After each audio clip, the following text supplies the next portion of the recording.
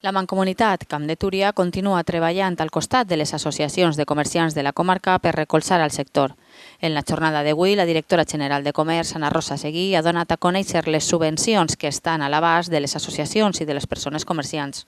La veritat és que estem traient moltíssimes línies de subvencions per a la promoció i sobretot per a la renovació tant d'equipament com les tendes per a les pimes, inclús per a les entitats locals, per a que puguen adequar els seus carrers i els seus mercats a les necessitats que tant els consumidors com els comerciants demanden, que és una renovació i sobretot mirant sempre cara a la sostenibilitat. Una reunió que ha comptat amb la participació de les associacions de Riba-roja de Túria, Sant Antoni de Benaixeve, Serra, Olocau, Casinos, Vilamarxant, Llíria, la Pobla de Vallbona i l'Eliana.